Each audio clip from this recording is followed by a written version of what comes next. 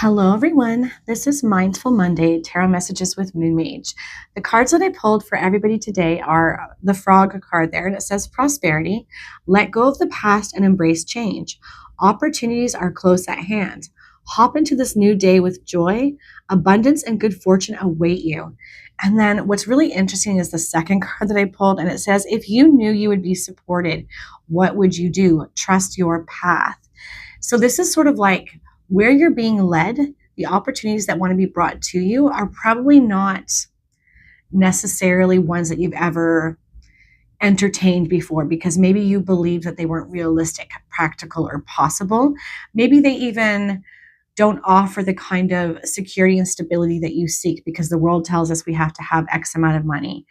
I feel like this is a bit of a heads up from the universe saying, if something comes your way and it feels somewhat impossible or like you wouldn't be supported, putting a new narrative around that and asking yourself that question. If you knew you would be supported, would you do this thing? Would you take the opportunity? And sort of following that line of thinking and that thread of feeling, rather than getting too practical with this. It's sort of like leaning into childlike innocence. When we were kids, we believed that we could be whatever we wanted and have whatever we wanted. We didn't let society and the realistic approach to things get in our way of our dreams.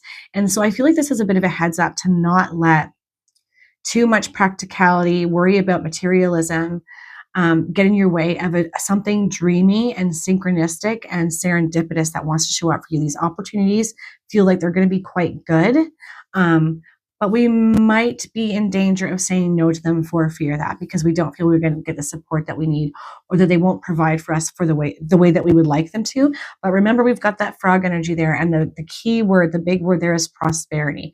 And I feel like this brings prosperity not just financially, but emotionally as well, because we're fulfilled and we're embracing our soul's calling and purpose. And that's huge.